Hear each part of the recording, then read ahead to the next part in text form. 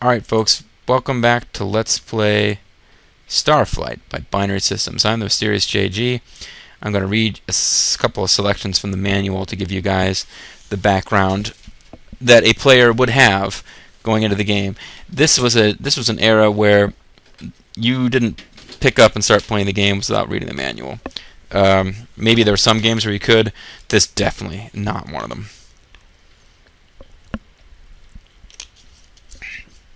So let's read some of the manual to find out what's going on.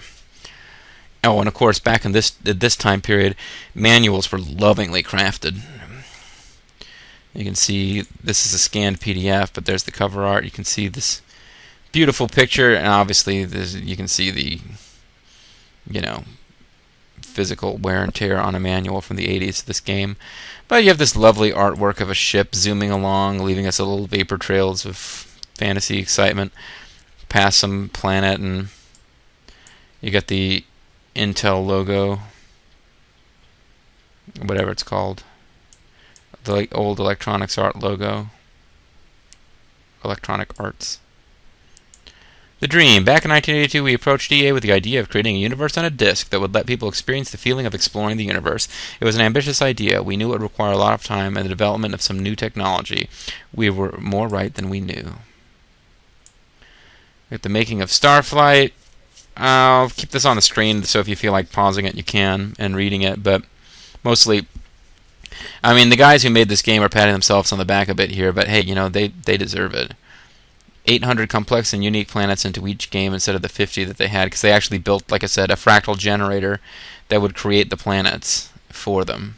Because as you guys saw, that planet that I was on, I mean, I didn't go around driving around the whole surface of the planet, but I could have spent hours driving around on that one planet, and that was one planet. There was like 6 planets in that system.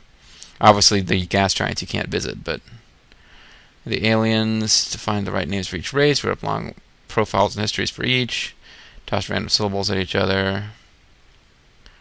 They built up a sophisticated artificial intelligence system. You gotta remember, this is the 80s. I mean, some of the stuff was pretty new that they were playing with, trying to get the aliens to talk to you. Threw away the communications module 3 times before we had what we wanted. Sometimes we wondered if, I said I wasn't going to read this, and here I am. Sometimes they wondered if they would be flying around in space before they were able to finish developing this game. Once the fractal generators build a planet, the ecosystem generator creates environmental conditions for it, like gravity, atmosphere, minerals, and temperature. Once we took a journey to Earth, because Earth is a visitable location in this game, you basically rediscover Earth. Only to find the ecosystem generator had given it new continents and an ammonia atmosphere, so they had to go in and tweak individual planets that were plot important planets, I would assume. And there's another little message from them, and then you get into the game. Oh, and here they are. Greg Johnson, Alec Caruso, Bob Gonzalez, T.C. Lee, and Rod McConnell. Apologies if I pronounced any of your names right or wrong. I mean, they look like huge nerds here, but God bless them. These guys are my heroes. I mean, they made themselves up uniforms of the fictional Space Force. They've got a mocked up set of the inside of a spaceship and a group photo, and no females in sight. But God bless them. They made a fantastic, fun space exploration game.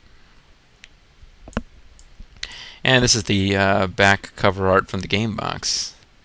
Look at those colorful graphics. I mean, this to me is a selling point. How can you be in a computer game store in the early 80s and you can see this?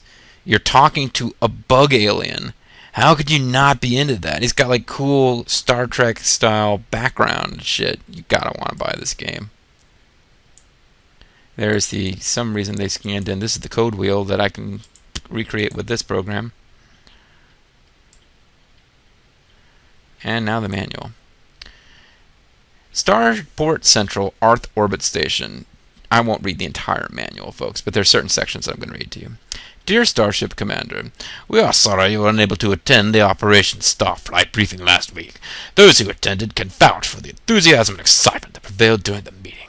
We at Still feel that this is the beginning of a new era, and that you and your colleagues will be instrumental in making this mission a success. To make sure you will have all the information you need, we have included a copy of the briefing transcript and your own copy of the technical reference manual. The The latter document contains the information you need to operate your starship. Without it, you could find yourself in deep space with no way out. Guard it carefully. Needless to say, it is highly confidential and is, if you will excuse the old cliché, for your eyes only. The briefing transcript is included for the background information it contains. It was decided to provide this information in this form, rather than as a summary, to give the absent members a sense of the atmosphere that prevailed during the meeting. As you know, Interstellar is in no position to outfit starships as fully as you might like. Consequently, a lot hinges on your entrepreneurial ability to generate revenues early on. You will then be able to use those revenues to outfit your starship for more distant and more profitable voyages. The following are a few suggestions in that direction. Your initial allotment of 12,000 Muse is enough to allow you to buy 4 cargo pods and to gather and train a crew. Your ship comes equipped with 1 Class 1 engine and 20 cubic meters of Atourium, so you won't need to do anything to your starship except name it. We suggest you train your crew with the funds you have remaining after you purchase the cargo pods. You will then be in a good position to mine the minerals found on the planets in our solar system. Fill the cargo pods with minerals and bring them back to Starport, where you will find willing buyers. We realize that some of you may find this strictly commercial endeavor somewhat degrading, but we have found that it is necessary in order to complete your primary mission. Of course, you are free to follow whatever strategy you see fit. Just be aware that Interstellar cannot afford to give you a second chance should you fail at your first attempt. No matter what strategy you choose to adopt, it is wise to avoid the following, any of which can spell disaster: running out of fuel, running out of energy in your terrain vehicle, running out of money, getting killed in combat, landing on a planet with crushing gravity, engine or communication failures, getting killed on planet side by storms or hostile life forms. In addition, we recommend that you check your notices and starport operations before embarking on a journey. Notices often contain valuable clues and may help you avoid potential disaster. On behalf of all the personnel here at Interstellar Headquarters, we would like to wish you great success in your mission. May the rock of truth shine brightly upon you. Lord Alfred Hayes, Terence Willwater, Director of Interstellar. And then we get the briefing transcript, which I will definitely want a quick drink before I try to read, because this is going to involve doing voices.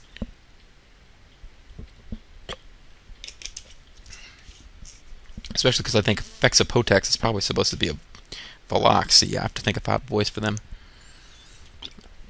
Briefing transcript. The following is a transcript of a briefing before a group of Starship Commander trainees.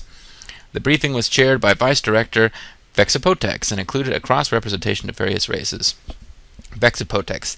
Thank you for coming, everyone. Please be seated. You have all been carefully selected for your special skills and abilities and your aptitudes in the areas of diplomacy and exploration. We are counting on this driving force inherent in all of you to help answer the puzzles and the riddles that have long plagued our scientists. While conducting research in the southern hot zone 15 years ago, on the 16th day of 10-month 4604, a team of interstellar scientists found a deep shaft in the crust of the planet, leading to a vast and ancient underground network. Investigation reveals this to have been built by the first colonists of Earth. People, please, may I have some quiet? Thank you. I assure you that this conclusion was reached only after many years of careful study. At this point, there is little room for doubt that Earth was, in fact, colonized by a group called Noah-2. Now I'm wondering if this guy's supposed to be a human. Well, and that this group came from a planet called Earth. I'm sure you can all appreciate now why this information has not been released to the public. Obviously, it is vital that up-to-date proof be offered when we commence public announcements.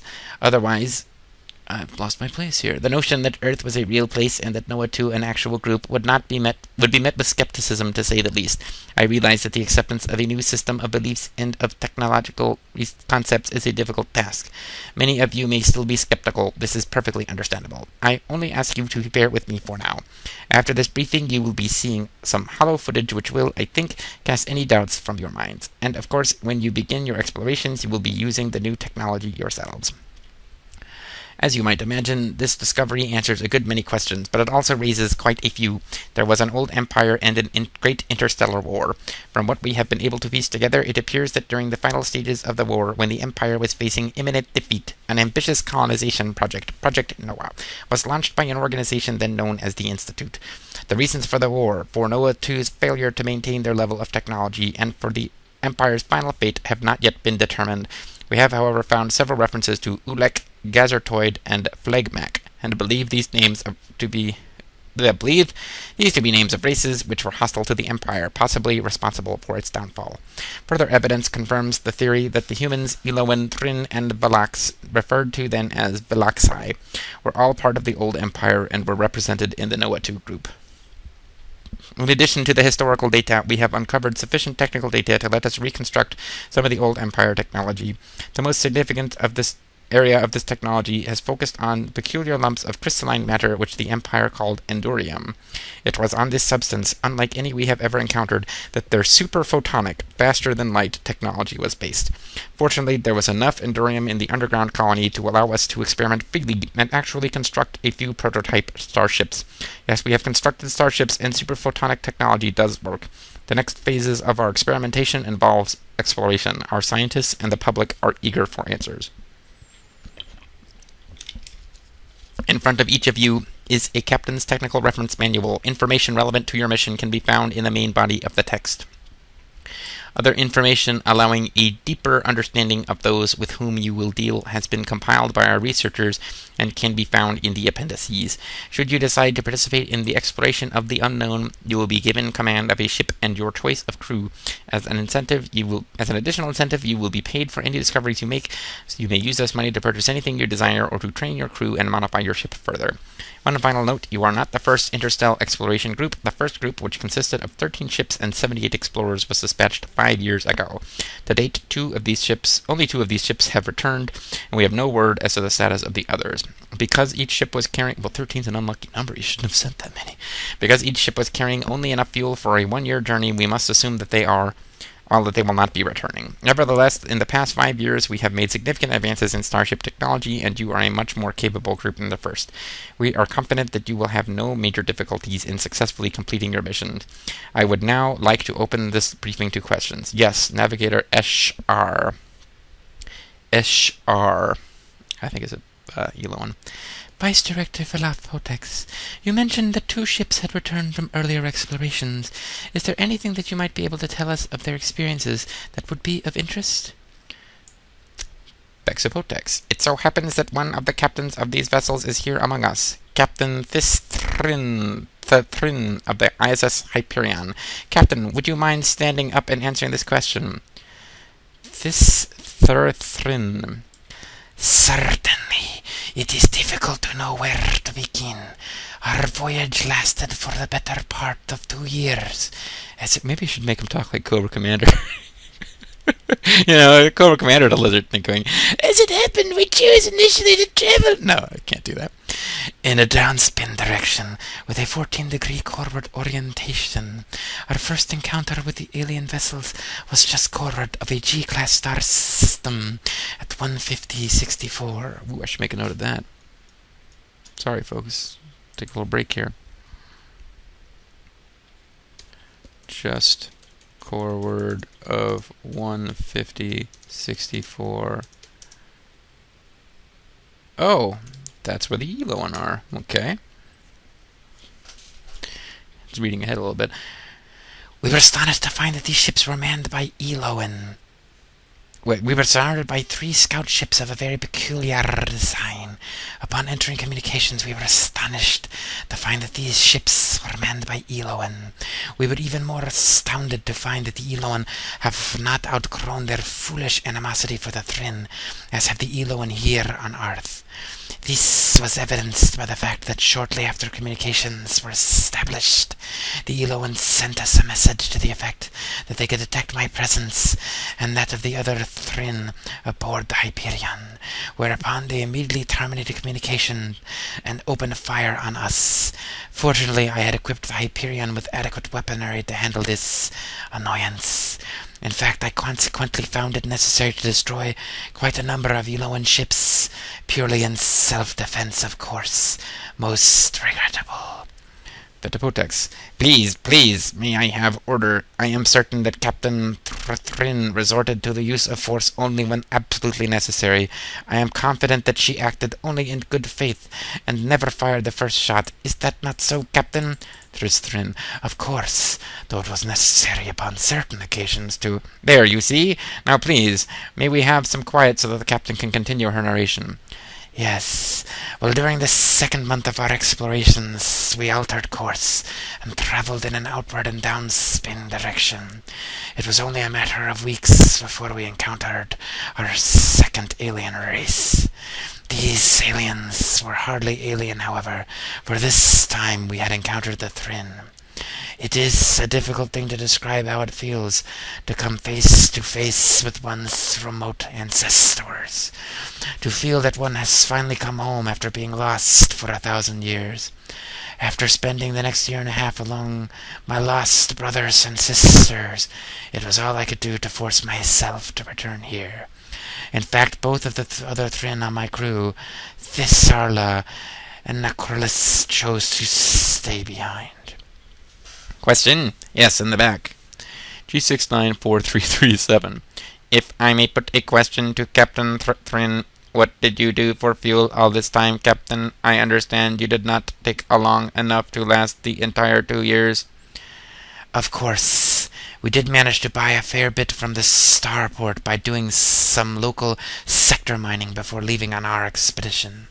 During our time in Eloan space, we managed to salvage enough Endurium from the debris of the ships we destroyed in self-defense. We also salvaged a considerable amount of plutonium, which the Trin willingly traded for fuel. Finally, with the help of the Trin, we managed to locate a few planets with abundant ancient ruins. These we used as refueling bases for local explorations. We have time for one more question. Okay, yes. Karen Labe. A question for you, Vice Director. I wonder if you could explain why it is necessary that we earn the money to build our ship and crew. Surely Anastel has the resources to provide us with the best equipment, which would optimize our chance for success. And he smiles and his teeth like kind of flash. Vetapotex.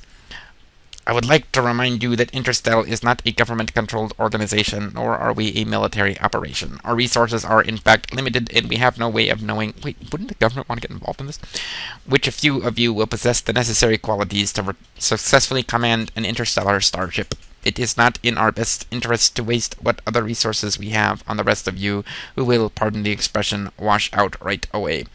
This, therefore, is our means of determining who amongst you is most capable, while at the same time providing a little personal incentive to ensure that we get the most from every one of you. I wish you all the best of luck in your explorations. Thank you. Okay. And we found out there was an old empire. We found out that the Ulek, Gazertoid, Spemen, and Phlegmax, was that what they were called? Apparently destroy the old empire. Phlegmac. Oh, they don't mention the Spemen. Oops. Spemen get mentioned somewhere else, I think. But yeah, they helped destroy the old empire. So we have humans, Vilax, or Vilaxi as they are known elsewhere, Trin and Eloan living together on Arth, where the old empire is a legend.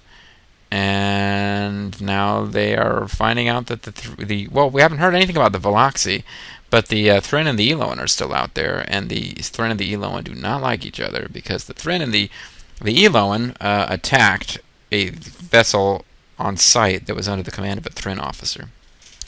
So we're going to skip a lot of stuff, but I do want to read about the races too, even though we've already assigned our crew. So these are the races of Starflight. Human. Humans are bipedal omnivorous race with smooth skin and a characteristic mat of scalp hair. They are 1 1/2 to 2 meters in height and are light beige to dark brown in color. Humans have an internal skeleton and 2 small narrow-set eyes which allow binocular vision. This race is particularly aggressive and tenacious. While moderately weak physically, humans are highly flexible mentally, and are particularly adept at theoretical modeling and in applications of logic and inference. Finally, although there is a degree of sexual dimorphism in this race, the differences are insignificant. I find that kind of amusing. It's a real sci-fi kind of thing. If you start thinking about how potentially different life forms are out there, then you also start to realize that the differences between the genders are incredibly minute. I mean, obviously, you've got different naughty bits, but beyond that, I mean, how does a man tell that another person is a woman? Well, there's breasts, the shape of, like, the kind of hips and the buttocks, but mostly it's like the face. And if you sat down and tried to describe, what is it that you see in a face that allows you to tell if it's male or female, you wouldn't even be able to do it. The differences are so minute. It's like, it has to do with stuff like distance between eyes and nose and mouth, the way that things are oriented. Yeah, what I'm getting at here. It's the kind of thing like you're trying to explain this to somebody who doesn't know. It's not working. So I find it kind of amusing when they point out something like that in a game like this. Velox. The Velox are, and especially because we'll find out when the Velox are in a second. The Velox are, humans are slightly above average durability, I suppose. They've got a good but not high as it can be learning rate. Excellent at science, good at everything else. Humans are kind of your jack-of-all-trades species, as they tend to be in any sci-fi game with lots of different species, mostly because it's hard for humans to think of other creatures as being anything other than good, better than us at, or worse than us at certain tasks. It's hard for a human to imagine themselves as being anything other than the baseline. Velox. The Velox are insect-like creatures with 2 legs, 2 arms, and 2 intermediate appendages which can serve as either. They have a hard, red, chitinous exoskeleton, 2 large compound eyes, and 2 antennae which serve as olfactory sensors. When in an upright position, a Velox is approximately 1.5 meters in height if male, and 2.5 meters if female. See, that's more significant. Females are between 1.5 to twice the height of the males. Yeah, that's noticeable. Velox culture is akin to hive culture, and they are not known to be particularly intelligent. They are, however, exceptionally strong and durable, and they have excellent hand-eye coordination. These traits, in conjunction with a well-developed spatial sense, makes them well suited for engineering and technical tasks. A little joke for Bobo. Okay, so I'm not well suited for function on ground as a robot. Just throwing that out there. They've got very good durability, the best of any of the biological races. Their learning rate is, however, the worst of the biological races. It's 6, so I don't know where... a scale that runs from 10 and basically starts at 6, except for the androids who have 0, doesn't make sense. But they're good at science, they're excellent at navigation and engineering, and they suck at communication and medicine. Trin. The Trin are bipedal, carnivorous reptilian race. Although graceful, with long necks and tails, they are very muscular and are covered with tough protective scales. They range in color from green to gray and are approximately 1.5 meters in height.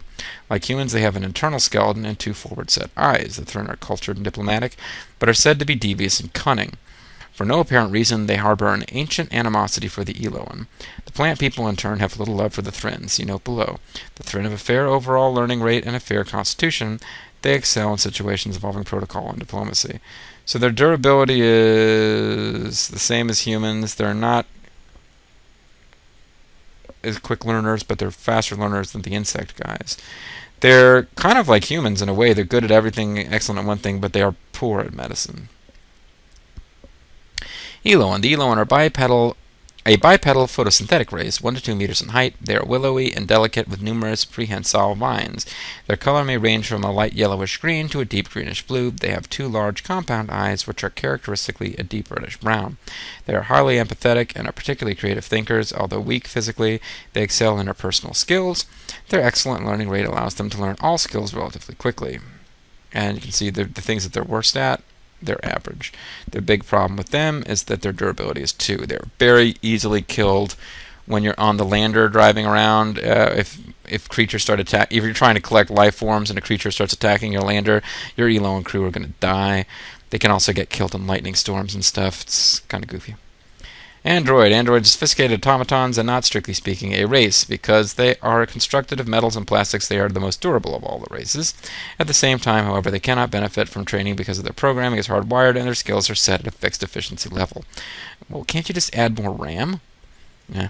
Of the numerous models available, I mean, I can see from a gameplay standpoint why they would do this, but... yeah.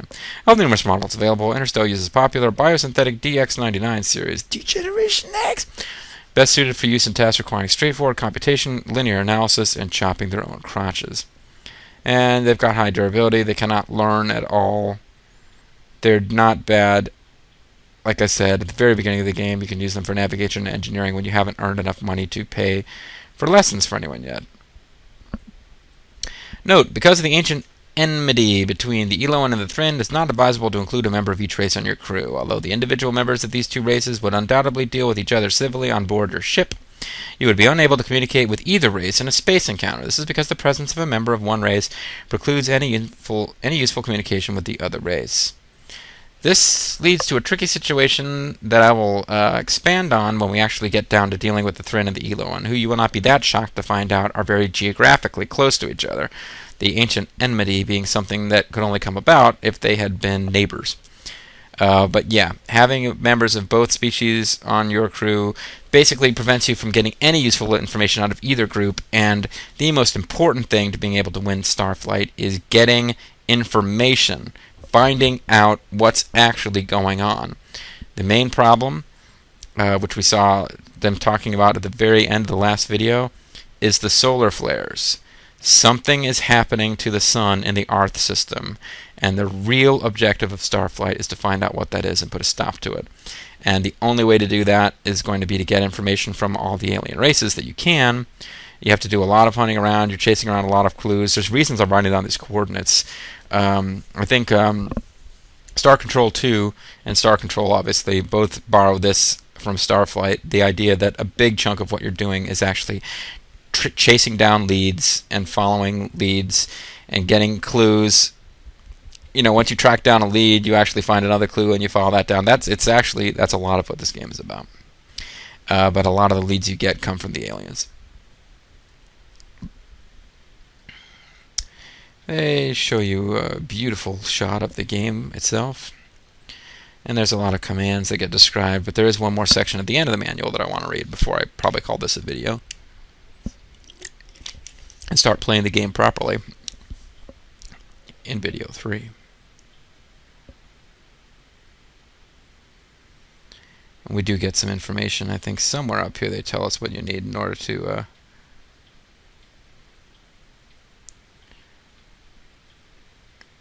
yeah, they give you the planetary conditions before. If you find a planet, you scan it, and you actually, Zhuge Liang's been trained, so you can actually go, I now know everything about this planet. You need to have temperatures that are within the temperate tropical range. If an entire planet is Arctic, I guess they won't consider it suitable for colonization, even if people could definitely survive there. Gravity must fall. The best is falling between 0.7 and 1.3. I think you can go below 0.7, but there has to be some gravity, so I don't know exactly how that works. And gravity of over 2 is considered crushing.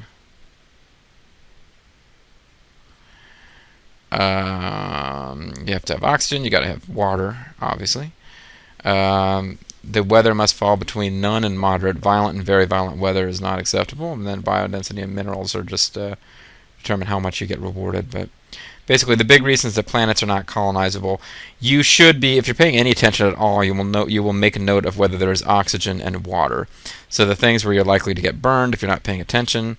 Atmospheric activity, yeah, if it says violent or very violent, you probably won't recommend it. Where you're going to get burned is if you, I can't imagine you'd think searing is okay, but if you thought Arctic was okay. Or searing, I guess I might consider survivable. The people would just have to be in structures indoors and wearing suits outside. But the big thing is gravity. If you lose track in your mind of how much gravity is too much for the planet to be life sustainable or how much is too low, that's where you're going to get burned. Anyway, and we got the mineral charts that tell you how much each mineral is worth. You'll eventually hit a point where you don't want to bother picking up lead or iron if you're on a planet that has, like, you know, gold and platinum. Planet surface charts. Violet is a gas giant. Problem with this chart is that there was more than one graphic display kind out there. I think this was for the most up-to-date graphic card you could have at the time. So when I played this as a kid, these colors didn't even mash. And life form value, blah, blah, blah, blah, blah. And the appendices, I'm going to read to you, and then I'm going to call it a video. Appendix C, excerpt from the religious writings of Arth, the Book of Endurium, Chapter 1, The Years of Darkness and Chaos, verses 1 through 6. In the beginning there was a darkness, or there was light. No, there was darkness. Anyway, then man came on the scene, and verily did he create a great spacefaring empire, and unto him... You know, I'm almost positive there was darkness in the beginning. Well, so anyhow, man spreadeth wide and extended himself amongst the heavenly bodies of the universe, like Gigolo, Jimmy Do Ray, and the Doctor of Desire, Tom Pritchard. And it was good, really, in fact, it was great. And thereby and thusly did he findeth the other races, and unto his empire did he take them, and yea, did he accepteth them almost as equals. And for a time there was rejoicing, and forsooth all was hunky-dory. Then upon mankind was there laid the greatest of catastrophes, and he was bummed. The lands trembled and the skies burned, and yea, destruction was brought down upon the empire of man.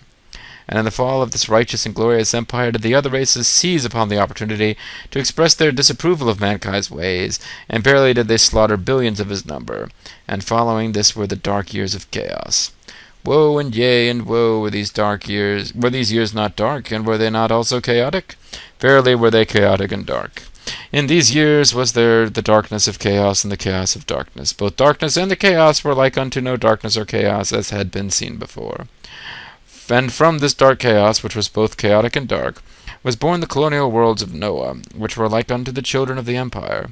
And among these worlds, which were all like unto siblings, was Arth, and its moons were like unto children of Arth, which were like unto grandchildren of the empire, and first cousins of the other colonial worlds.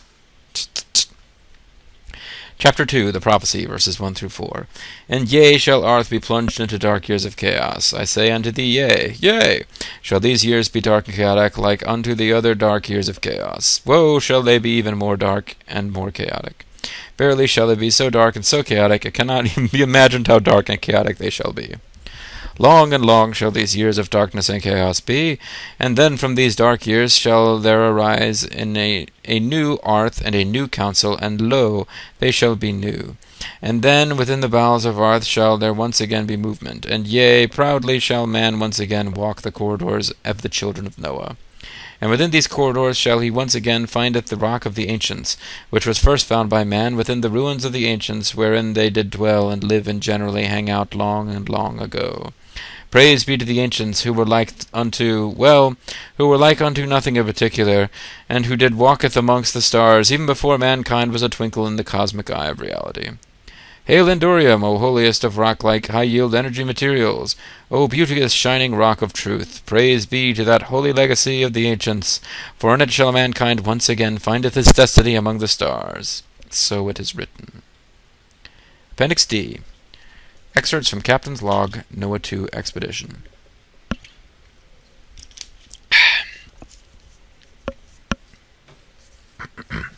We are exactly 9 hours away from Earth, and its crew is completely exhausted. It has been 4 hours since we were attacked by the Gazatoid ships, and I am going to yellow alert so that some of the crew can get some rest. While the ship has sustained major damage, all systems are operational, and there are, miraculously, no casualties. I'm afraid that in my optimism I have made a grave error in judgment, and endangered the lives of all aboard. In selecting our course, I was fully aware of the fact that the primary jump link would leave us just outward of the Staff constellation. Lately there have been a good deal of Gazatoid activity in that area. Since the link was only about 8 sectors from the Sol system, however, and since there existed a secondary link which would deposit us in the immediate vicinity of Earth in a number of hours, I foolishly decided to risk an encounter rather than spend weeks in hyperspace. The moment we dropped out of the flux, we were under attack. Our missiles had little or no effect on the Gazatoid ships. Apparently, they have devised some new form of shield against missile attacks. Fortunately, we accidentally hit another flux, upspin and forward of the first one. Our navigator has just located our position, and we are at 189.190. Let's write that down. 189.190. Flux to Staff constellation,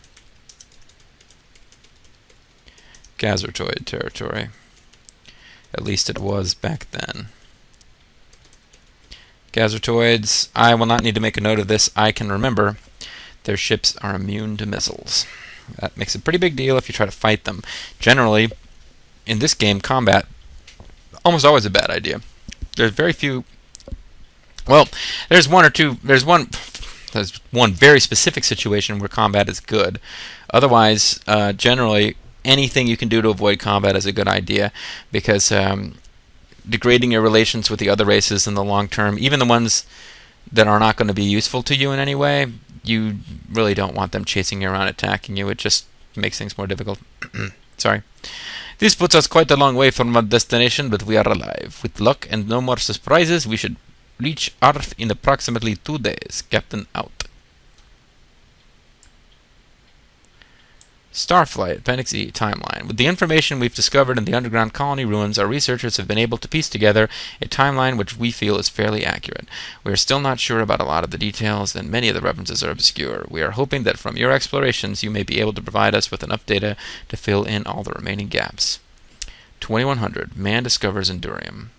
2150, man discovers Endurium's application to superphotonic technology and begins exploring superphonetic. This technology's got really great sounds. Colonization begins. Word sounds. Start of the Empire.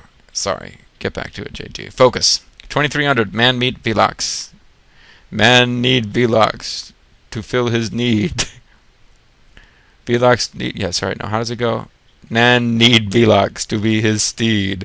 Velox need man. Yeah, he got the need. 2650. Major Endurium find ushers in Empire's golden area. 2675. Empire discovers Spearmen. Or Spemen. I always call them Spearmen. 2770.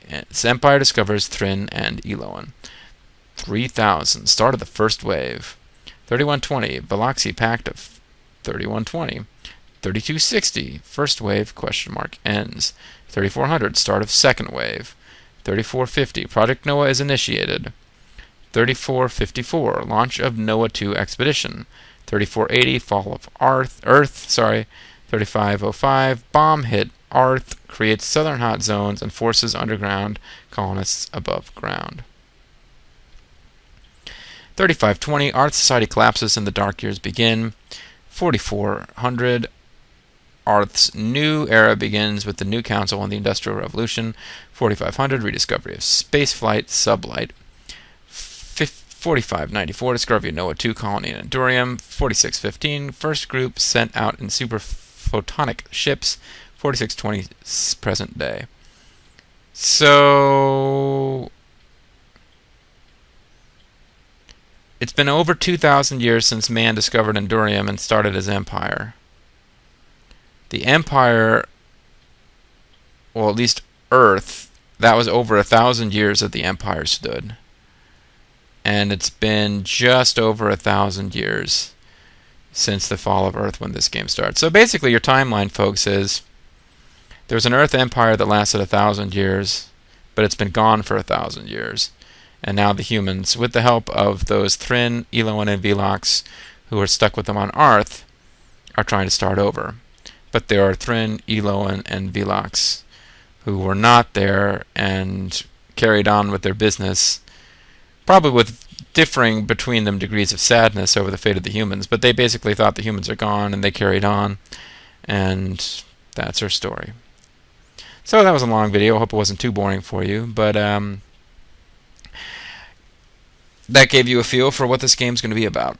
When we come back, I'm going to go back into the game proper, but I'm going to load. Matter of fact, I'll do that real quick. I don't know why I've got two of this open. Not the 1 million credits. There's a version I could have played where I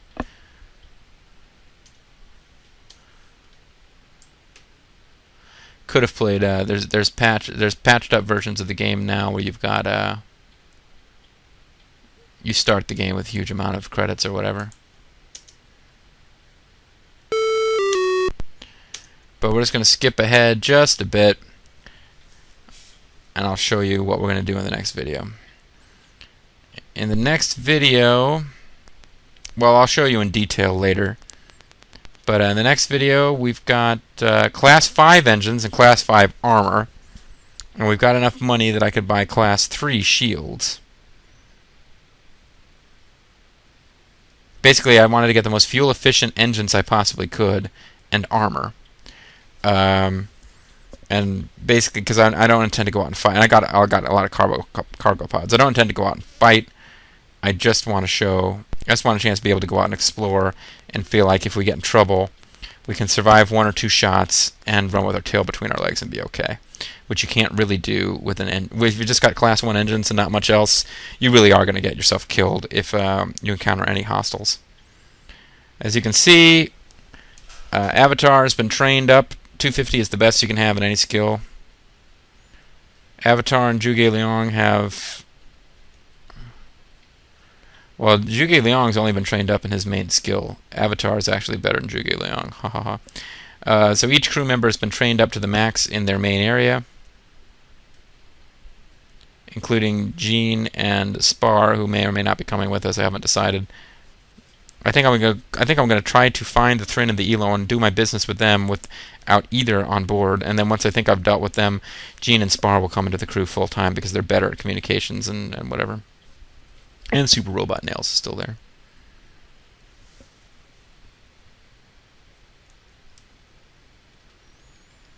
So I'm going to take off real quick just so I can show you.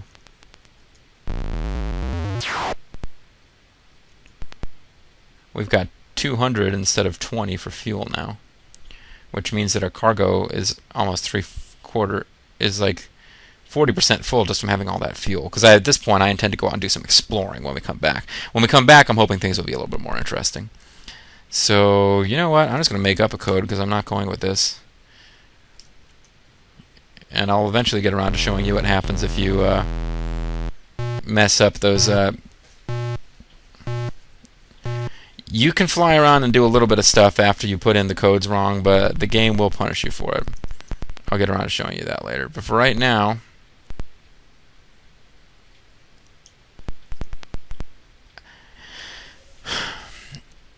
We've got these fluxes. I played off screen and I found these fluxes. These basically are like wormholes. You hit them, you step on one end of them, you come out on the other end. But I was mining in a planet up here somewhere because I basically broke out some online information and it was like the best possible planet to mine. So for a while, I don't know why. I think there's more than one planet they recommended. I checked out a planet over here somewhere. I checked out a planet all the way up here, and what they were saying was go to this flux, that pops you out here, go to this flux, that pops you out up here, and you can mine, and it doesn't cost that much fuel to get there. And that's what I did to get us to the point where we've got level 5 engines and stuff. And I think I may have recommended a planet or two for colonization. You've missed a little bit of stuff, but not that much. And I'm going to basically, from this point forward, we're just going to pretend that we just started off with all this neat stuff and a couple of tra-la-las. I mean, a couple of wormholes that we already knew about, and that'll be fine. So when we come back, folks, we're going to go out and start exploring. We're going to encounter some aliens. We're going to do the things that are supposed to make this game fun, which do not involve mining and do not involve listening to me read text. Mysterious JG, folks, I want to thank you guys very much for watching. I hope you're still with me, because I'm hoping that this will start to get interesting from this point on. See you next time, folks. Bye-bye.